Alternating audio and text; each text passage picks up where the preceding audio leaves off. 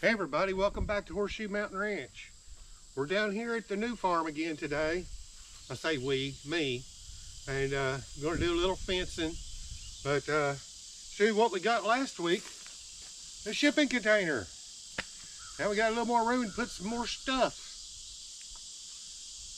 You wouldn't believe how much stuff we got that we have to move. It's going to be, I don't know. Maybe we just saved too much stuff. Think that's it? My next load, I know I've got an engine block, a transmission, a rear end, a seater. I've already got a truckload of car parts in the building now, but I don't know. That don't make us hoarders, does it? No, these things are going to come in handy someday. Yeah, that's it. But we got us a 40 foot, and you know, it's not the prettiest thing in the world, but it's hid down here under the trees, so, you know, it'll be fine. It'll blend in, no one will even know it's here.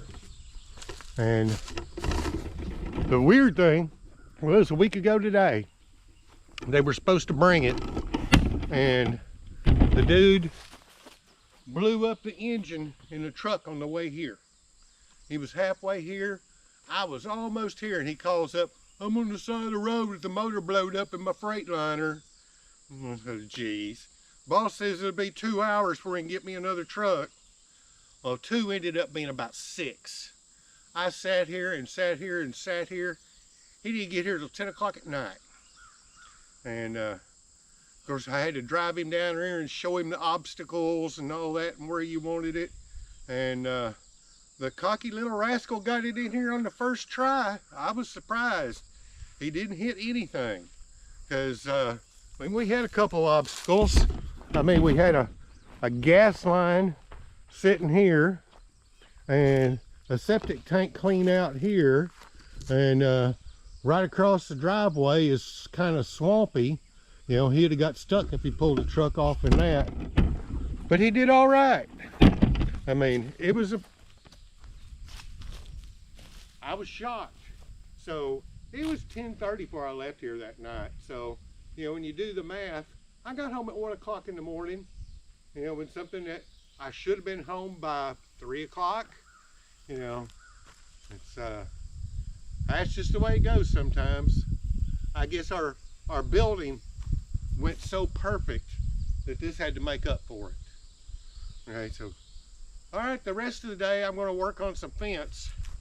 Last week we brought, well, we did some fencing on a really treacherous dip that is like 310 feet.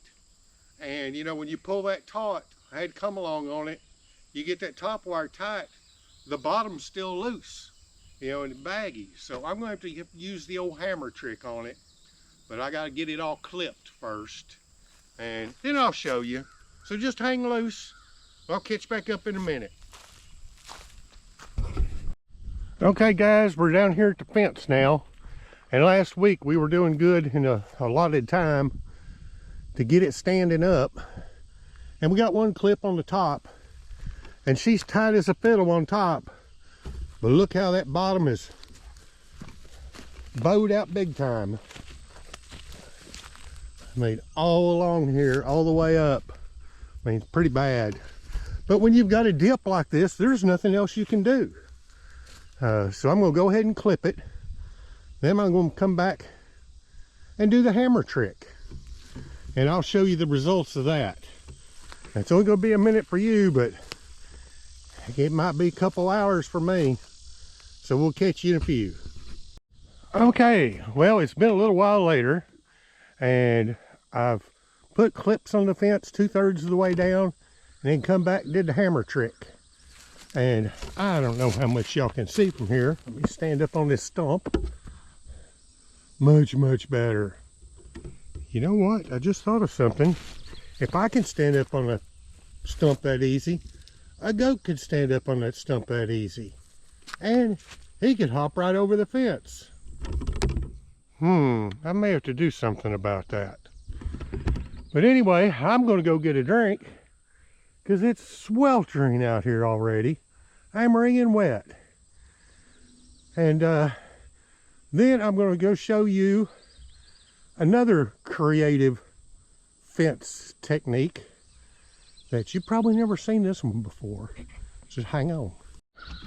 Okay, have you ever seen anybody do this to a poor innocent fence? Well, you know, being poor, you try to save money everywhere you can. And there was already some existing fence that was in serviceable condition. Only problem was it wasn't tall enough. So rather than rip it out or waste a whole roll of wire on it, I just took and split the whole roll in two and got twice the coverage, aka half the price per foot. And we ended up with a fence that's still plenty tall and will serve the purpose. So I got an uncle that says poor folks got poor ways. I think I'd like to abridge that a little bit to say poor folks get creative, or something like that. We do what we got to do. Anyway, guys, thanks for coming along on this fence building trip. And you know, I wish you could be here to enjoy the fun with me in person. You know, misery loves company. So anyway, stop by next time when you got some time and I'll leave the gate open for you.